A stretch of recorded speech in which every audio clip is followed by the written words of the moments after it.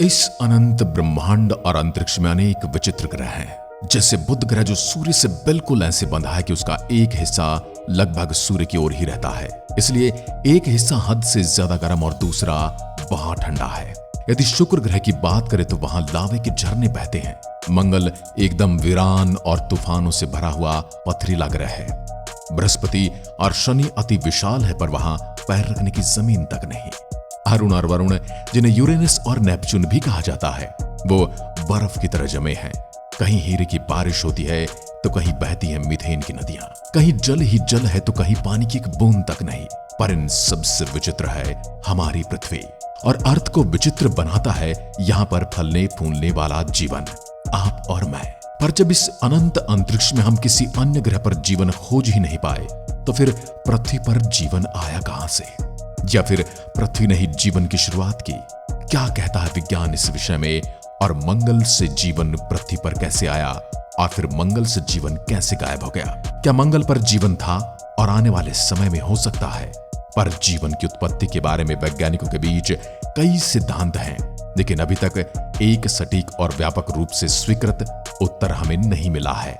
परंतु फिर भी वैज्ञानिकों ने इसके रहस्य को जानने की जो कोशिश की है, उन सिद्धांतों के बारे में आज हम जानेंगे। प्राइमोर्डियल सूप सिद्धांत। यह सिद्धांत यानी कि यह थ्योरी जिसे अलेक्जेंडर ऑपारिन और जॉन हॉल्डन ने विकसित किया था, उनका कहना है कि पृथ्वी की प्राचीन जलवायु में जीवाणुओं के विकास के लिए आवश्यक रासायनिक यौगिकों का मिश्रण, जिसे प्राइमोर्डियल सूप कहा जाता है, वह था।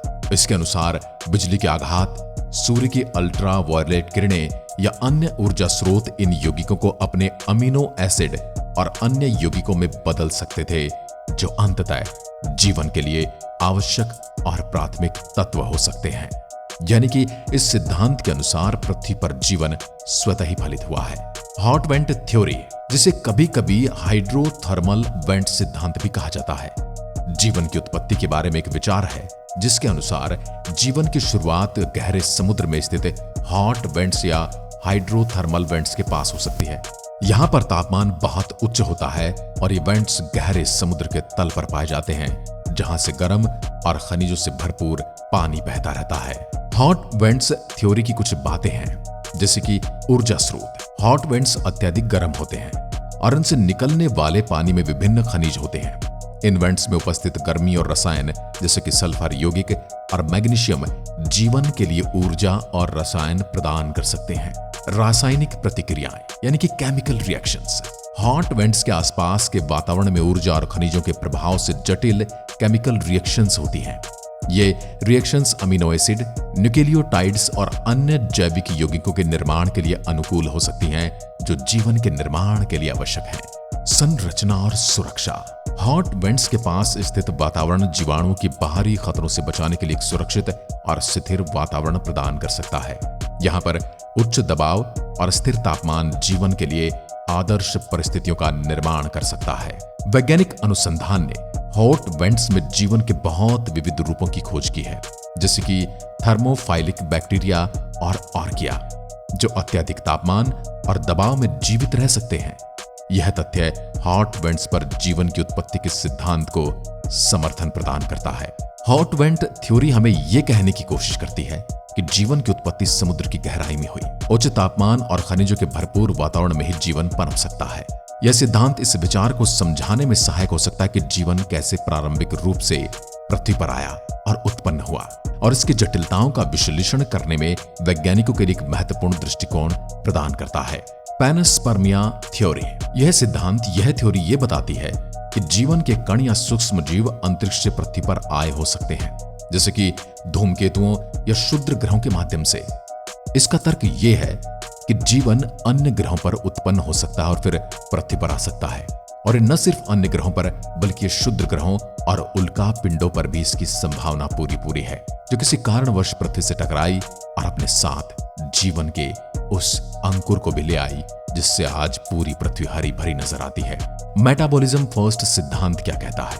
इस सिद्धांत के अनुसार जीवन की शुरुआत जटिल रासायनिक प्रतिक्रियाओं के रूप में हुई, यानी कि केमिकल रिएक्शंस के रूप में हुई, जो अपने आप स्वतंत्र रूप से ऊर्जा उत्पन्न कर सकती थी, और फिर धीरे धीरे जैविक यौगिकों का निर्माण हुआ। इन थ्योरीज और सिद्धांतों के अलावा भी कई अन्य विचारधाराएं और मॉडल हैं जो जीवन की उत्पत्ति की जटिलताओं को समझाने की कोशिश कर रहे हैं। वैज्ञानिक अनुसंधान लगातार जारी है और आने वाले समय में हमें इन प्रश्नों के उत्तर और जीवन की उत्पत्ति के करीब पहुंचने में मदद मिल सकती है। अब बात आती, क्या जीवन मंगल ग्रह से आया है? मंगल ग्रह यानी कि लाल ग्रह, अगर हमारी जिज्ञासाओं में हमेशा खास स्थान रखता है कोई ग्रह तो वह है मंगल, क्योंकि हम इसे अपने दूसरे घर के रूप में देखते हैं।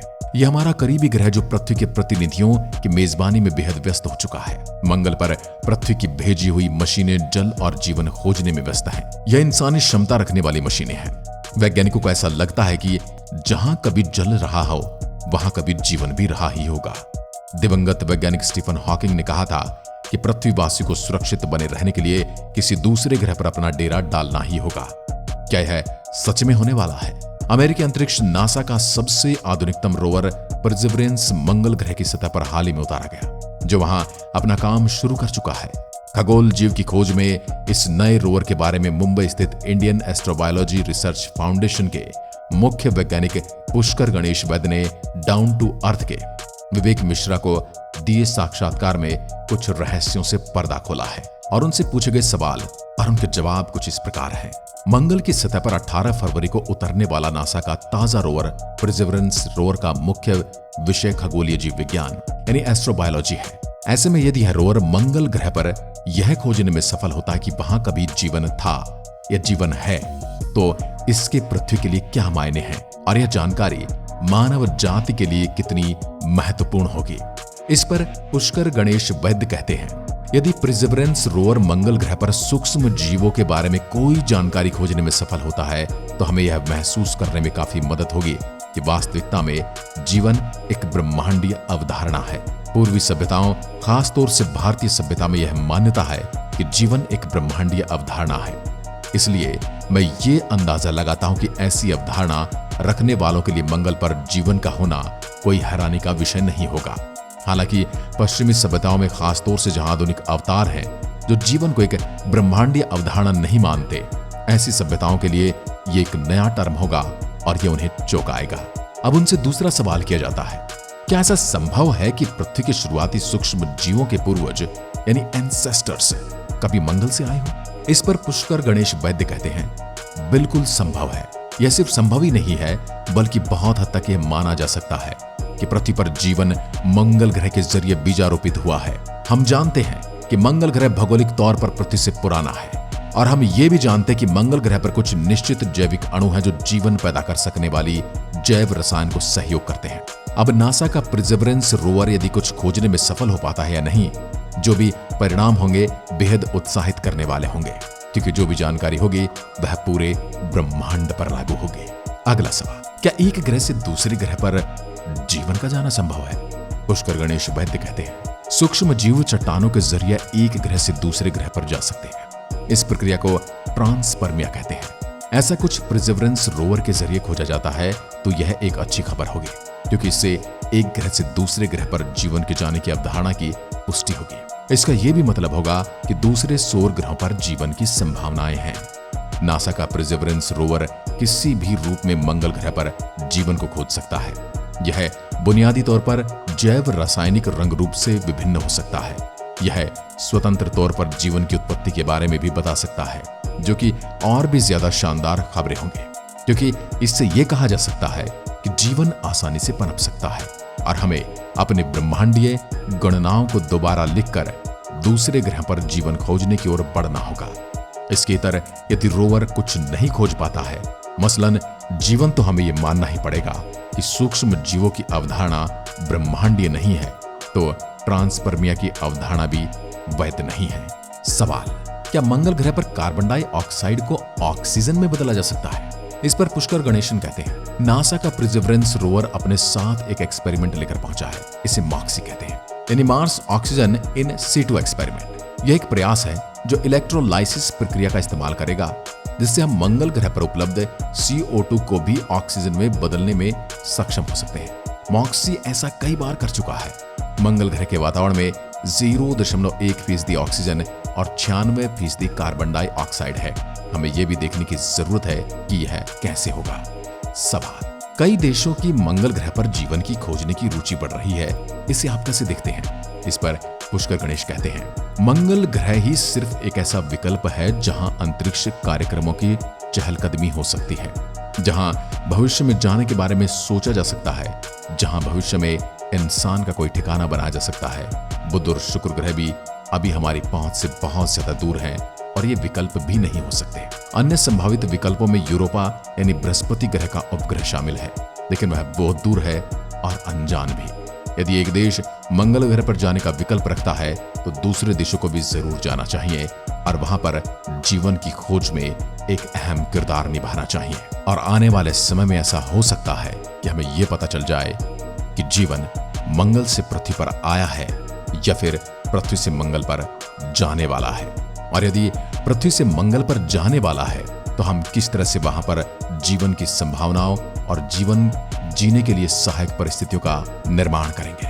और यदि मंगल से जीवन पृथ्वी पर आया है तो ऐसा क्या हुआ जो मंगल पर जीवन एकदम से खत्म हो गया, और क्या ऐसा पृथ्वी के साथ भी होने वाला है?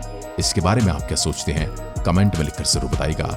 जय हिंद, जय भारत।